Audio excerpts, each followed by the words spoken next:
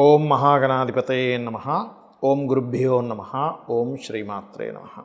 8వ తేదీ నుంచి 14వ తేదీ వరకు ఉన్నటువంటి గ్రహస్థితి మరియు 12 లగ్నాల వారికి ఏ విధంగా ఉండబోతుంది అనేటువంటి విషయాలు చెప్తుంది నేనైనప్పటికీ కూడా చెప్పిస్తుంది సాక్షాత్ లలితామ్మవారిగా భావిస్తూ ముందుగా గ్రహస్థితి చూసుకున్నట్లయితే మేషంలో శుక్రుడు, వృషభంలో రవి సంచారం జరుగుతుంది. అదేవిధంగా మిథున రాశిలో గురువు, బుధుడు ఒక మంచి కాంబినేషన్, గురు బుధుల యొక్క కాంబినేషన్. అదేవిధంగా సింహంలో కుజకేతువులు, ఇది ఒక రకమైనటువంటి కాంబినేషన్. అలాగే కుంభంలో రాహువు, మీనంలో శని. ఈ వారం తులారాశి నుంచి చంద్రుడు మకరం రాశి వరకు సంచారం జరుగుతూ ఉంటుంది. దీనివల్ల కలిగేటువంటి ఫలితాలు ఏమిటి, ఎటువంటి జాగ్రత్తలు తీసుకోవాలి అనేటువంటి అంశాలు మనం ఇప్పుడు ఒక్కొక్కటిగా చెప్పుకుందాం. కర్కాటక లగ్నము, కర్కాటక రాశి. లగ్నం తెలిస్తే లగ్నం నుంచే చూసుకోండి, రాశి పక్కన పెట్టేసేయండి. లేదంటే నాకు రాశి మాత్రమే తెలుసు అనుకునేటువంటి వారు రాశి నుంచి చూసుకోండి, తప్పేం లేదు. అయితే ఇక్కడ మీకు 12వ స్థానంలోనేమో మంచి శుభగ్రహాల సంబంధము, అదేవిధంగా 2వ స్థానంలో ధన సంబంధించినటువంటి కారక స్థానంలో కుజుడు, కేతు ఉన్నారు.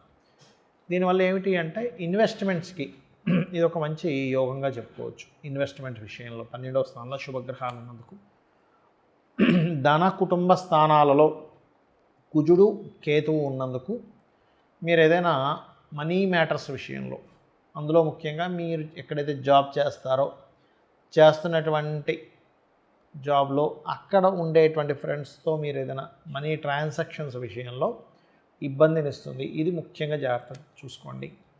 అలాగే 8వ తేదీ ఏదైనా ప్రాపర్టీస్ తీసుకోవడానికి అనుకూలంగా ఉంది. కాకపోతే ఏదైనా ఒక బిజినెస్లో లాభాలు ఎక్కువ వస్తాయనే ఆలోచనతో మనం కొన్ని తప్పిదాలు చేస్తుంటాం. అటువంటి విషయాలు 8వ తేదీ జాగ్రత్తగా ఉండండి. 9, 10, 11 తేదీలలో నిర్ణయాలు తీసుకునేటప్పుడు, అందులో ముఖ్యంగా ప్రేమ వ్యవహారాల నిర్ణయాలు కావచ్చు, రాజకీయ నిర్ణయాలు కావచ్చు, మరియు మరొక విషయం ఏంటంటే ఏదైనా క్రియేటివ్గా సినిమా ఫీల్డ్కి సంబంధించిన విషయంలో నిర్ణయాలకు సంబంధించిన విషయంలో కాస్త జాగ్రత్తగా ఉండాలి. షేర్ మార్కెట్ విషయంలో కూడా 8, 9, 11 తేదీలు. ఇక 12, 13 తేదీల్లో ప్రధానంగా ఏంటంటే ఇక్కడ ఈ 12, 13, 14 ఈ 3 రోజులు కూడా ఏదైనా ప్రాపర్టీ కానీ వాహనం కానీ కొనుగోలు చేసేటప్పుడు 1కి 4 సార్లు ఇది కరెక్టా కాదా డెసిషన్ తీసుకోవాలి అక్కడ. ఇంకా మరొక విషయం ఏంటంటే ఈ ధనస్థానంలో కుజుడు, కేతు ఉన్నందుకు ముఖ్యంగా ఈ కాంబినేషన్ ఉన్నప్పుడు ఫైనాన్షియల్గా మీకు ఇబ్బంది కలగకుండా ఉండడానికి ఓం నవవిద్రుమ బింబశ్రీ న్యక్కారి రదనచ్చదాయై నమః అని నామస్మరణించండి. దాని ద్వారా ఏమవుతుంది, కుజుడు, కేతు 2లో ఉన్నప్పుడు ధనం మూలంగా గొడవలు వస్తూ ఉంటాయి, ధనం మూలంగా ఫ్యామిలీతో డిస్ప్యూట్స్ వస్తూ ఉంటాయి. అంటే ఒక్కోసారి అనిపిస్తుంది ఏమిటి, ధనం వల్ల మేము ఫ్యామిలీ విడిపోవాలా, ధనం వల్ల గొడవలు రావాలా, చిచి ఈ ధనం ఉండకూడదు అనిపిస్తుంది. అంటే ఏమిటి, అటువంటి వాటి వల్ల గొడవ రాకుండా ఉండడానికి మీకు ఈ మంత్రం చక్కగా పనిచేస్తుంది. మీకు కూడా ఫైనాన్షియల్ గ్రోత్కి పనిచేస్తుంది. అదేవిధంగా ఉద్యోగ అవకాశాల విషయంలో కొన్ని మార్పులు చేర్పులు చూపిస్తున్నాయి. దశమాధిపతి వెళ్ళి కేతువుతో కలిసినందుకు ఏదైనా మరొక విషయం ఏంటంటే ప్రధానంగా మాత్రం మీకు ఫైనాన్షియల్గా ఇబ్బంది కలగకుండా ఉండాలంటే మీరు ఎటువంటి ఫైనాన్షియల్ ట్రాన్సాక్షన్స్ జరుగుతున్నా గణపతిని, సుబ్రహ్మణ్యేశ్వర స్వామిని మనసులో మనస్ఫూర్తిగా తలుచుకొని ఎటువంటి ఇబ్బంది రాదు. చాలామందికి కొన్ని అపోహలు ఉన్నాయండి. ఈ వీడియోలో చాలా అపోహలను తొలగించే దీని మీద నేను చెప్పబోతున్నాను. ఒకటి, వివాహ సంబంధాలు కుదుర్చుకునేటప్పుడు కేవలం పాయింట్స్ చూస్తున్నారు చాలామంది తెలియక. 18 పాయింట్లు కలిశాయి చేసేయండి, కానీ అది పూర్తిగా తప్పు. పాయింట్లు కొంతవరకు పనిచేస్తుంది, అసలు పనిచేయదని నేను చెప్పట్లే. కానీ అంతకంటే ముఖ్యంగా చూడవలసినటువంటి అంశం ఏమిటి అంటే వాళ్ళ యొక్క జన్మ నక్షత్రాలు మిత్రులు అవుతున్నారా లేదా, దానివల్ల మనసులు కలుస్తాయి. రెండవది, వారిద్దరి జన్మజాతకంలో ఆకర్షణ, ఇద్దరు వ్యక్తుల మధ్య జీవితం సాగించాలని వాళ్ళిద్దరి మధ్యన మనసులతో పాటు ఆకర్షణ కూడా కలవాలి. సో శుక్రకుజులు ఎక్కడున్నారు, సోల్మేట్స్ అంటూ ఉంటారు, అంటే ఇద్దరు రవిలు ఎక్కడున్నారు, రవి గ్రహం ఎక్కడెక్కడ ఉంది. అలాగే బుధుడు కమ్యూనికేషన్స్ కారకుడు ఎలా ఉన్నారు ఇద్దరి జాతకంలో. ఆ రకంగా ప్రతిదీ జీవుడు, కర్మ, రాహు, కేతువులు కాలమోక్ష కారకులు ఇవన్నీ చెక్ చేసుకొని దీంతోపాటు ప్రధానంగా మనం చూడవలసింది ఏమిటంటే అమ్మాయి జన్మజాతకంలో, ఉదాహరణకి అమ్మాయినిచ్చి ఒక అబ్బాయికి చేస్తున్నాం, అప్పుడు అబ్బాయి జన్మజాతకంలో వివాహ జీవితం ఎలా ఉంది, లగ్నం ఎలా ఉంది, ప్రధానంగా ఆయన ఏమైనా సాడిస్ట్గా ఉన్నాడు అబ్బాయి. ఇది అమ్మాయికి కావచ్చు, అబ్బాయికి కావచ్చు, ఇవాళ రేపు ఇద్దరు ఒక రకంగానే ఉంటున్నారు. సో సాడిస్టిక్ నేచర్స్ ఏమైనా ఉన్నాయా వాళ్ళ లగ్నంలో. లగ్నం బాగుందా, ప్రేమపూర్వకంగా ఉంటారు, ఇవి ఫస్ట్ చెక్ చేయాలి. కొంతమంది తట్టుకునే శక్తి ఉంటుంది, వాళ్ళ అవతల వాళ్ళంతా గట్టిగా ఉన్నా కూడా, అప్పుడు పర్లేదు. అలా ఈ అమ్మాయి బాగా సెన్సిటివ్, అబ్బాయి బాగా శాడిస్టిక్ అనుకోండి, చాలా ప్రాబ్లమాటిక్ అవుతుంది. కాబట్టి ఆ రకంగా కుటుంబ స్థానము, సంతాన స్థానము, వివాహము, వివాహం తర్వాత ఉండే జీవితం, వివాహం తర్వాత ఉండే జీవితాన్ని 12వ స్థానంలో చూస్తారు. సో 12వ స్థానం కనుక 2 వివాహాలు సూచిస్తే, ఒకవేళ లవ్ మ్యారేజెస్ అయితే నేను చూసుకోవద్దని చెప్పాను, ఒకవేళ లవ్ మ్యారేజెస్ అయినా చూపించుకున్నట్లయితే ఇలా 2 వివాహాల యోగం ఉన్నప్పుడు అర్క వివాహము పురుషుడికైతే, స్త్రీలకైతే కుంభ వివాహం చేయించాలి. ఇది ప్రధానంగా చూసుకోండి. ఇందులో చాలామందికి ఉన్న అపోహలు ఏమిటంటే, ఆశ్లేష నక్షత్రం మంచిది కాదు, అత్తగారికి గండం, మూలా నక్షత్రం మంచిది కాదు అనుకుంటూ ఉంటారు. అలాంటివి ఏమీ లేవండి. ఒకటే గుర్తుపెట్టుకోండి, ఆ పర్సనల్ చార్ట్లో దశమ స్థానం పాడైతే, అదేవిధంగా అత్తగారి జాతకంలో కూడా గండ యోగాలు ఉంటేనే అత్తగారికి గండం, అదర్వైజ్ కాదు. మూలా నక్షత్రం అనగా నమ్మో ఏదో అయిపోతుంది, ఇవన్నీ కాదు. మూలా నక్షత్రం మంచిది కాకపోతే సరస్వతీదేవి ఆ నక్షత్రంలో ఎందుకు పుడుతుందో ఒకసారి ఆలోచించండి. ఇది మనం అర్థం చేసుకోవాల్సిన అంశం. జ్ఞానాన్ని ఇచ్చేటువంటి రాసుల్లో ఉన్నటువంటి చంద్రుడు మూలా నక్షత్రం అంటే, ఇది మనం అర్థం చేసుకోవాలి. అదేవిధంగా మరొక విషయం ఏంటంటే, ఏలినాటి శని, కాలసర్ప యోగాల గురించి కూడా విపరీతంగా భయపడుతుంటారు జనాలు. ఆ భయాన్ని మరి కొంతమంది క్యాష్ చేసుకుంటారు కూడా. మీ భయమే మిమ్మల్ని ఇది చేస్తుంది, గుర్తుపెట్టుకోండి.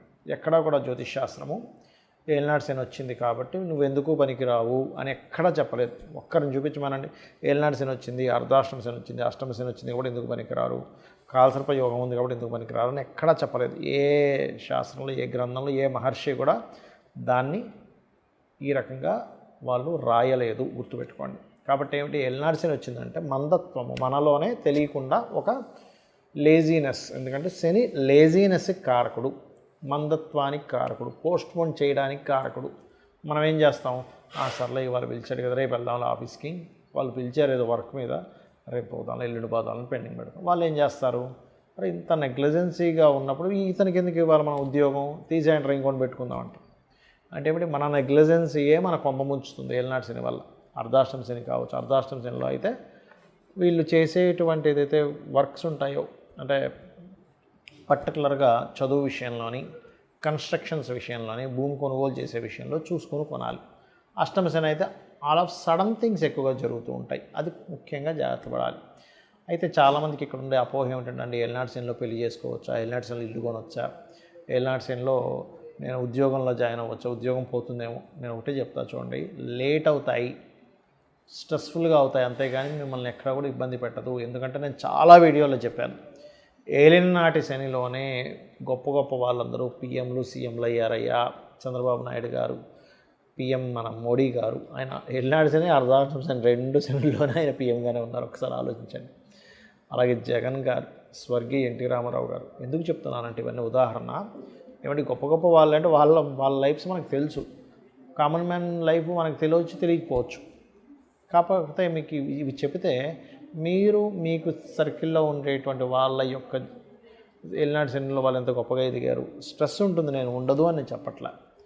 కాకపోతే ఆ స్ట్రెస్ని ఎలా తొలగించుకోవాలో తెలుసుకోవాలి. ఎప్పుడు కూడా మనకు జ్వరం వస్తుందండి, జ్వరం వచ్చిందని బాధపడతామా, కాళ్ళ నొప్పి వచ్చింది, కడుపు నొప్పి వచ్చింది బాధపడం కా మనం, దానికి ఏ ట్యాబ్లెట్ వేసుకోవాలో వేసుకుంటాం. అలాగే ఔషధం ఎంత ముఖ్యమో, ఏలినాటి శని ఉన్నప్పుడు చక్కగా మీరు హనుమాన్ ఆలయం, లేదా సుబ్రహ్మణ్యేశ్వర స్వామి ఆలయం, లేదా గణపతి ఆలయం, లేదా అమ్మవారి ఆలయానికి రెగ్యులర్గా వెళ్ళండి.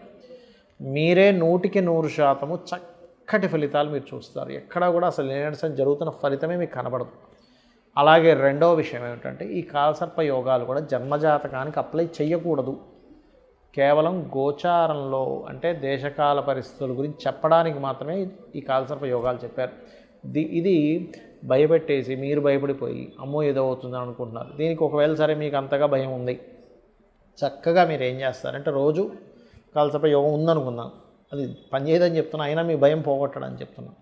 గణపతిని, దుర్గని అనుక్షణం తలుచుకోండి, మీకు ఆ దోషమే ఉండదు. ఒకటి. రెండవది, రాహుకేతువుల దగ్గర దీపారాధన చేయండి. ఇంకా ఎక్కువ ఉందండి, మీకు తెలియట్లేదు, కొంతమంది అంటుంటారు, అయ్యా నీకు దానివల్ల కాదు అంటే, లేదండి నాకు చాలా ఇబ్బంది పడ్డాను, నాకు కాలసర్ప దోషం వల్లే అంటూ ఉంటారు, ఎంత చెప్పినా కూడా. అలా ఉంటే చక్కగా 6 నెలలకు ఒకసారి కాళహస్తి వెళ్ళండి. ఆ ఈశ్వరానుగ్రహము, రాహుకేతువుల యొక్క అనుగ్రహంతో మీకు అనుకున్న పనులు అనుకున్నట్టుగా అవుతాయి. ఎందుకంటే మెగాస్టార్ చిరంజీవి గారి గురించి కాలసర్ప యోగము కాబట్టి అది కూడా ఎక్కడ మిమ్మల్ని ఆపదు. జ్యోతిష్శాస్త్రం అనేటువంటిది మార్గనిర్దేశం చేసుకోవడానికి ఉంది. ఎటువైపు వెళ్ళాలి, ఎలా చేయాలి, ఎప్పుడు ఏ పనులు చేయాలి, ఎప్పుడు నేను ఎందులోకి వెళ్తే నేను సక్సెస్ అవుతాను, ఇటువంటి వాటి కోసం ఉంది. కానీ ఏదో మనం భయపడుతూ ఇంట్లో కూర్చొని ఏ పని చేయకుండా ఉండడానికి కాదు. శ్రీమాత్రే నమః.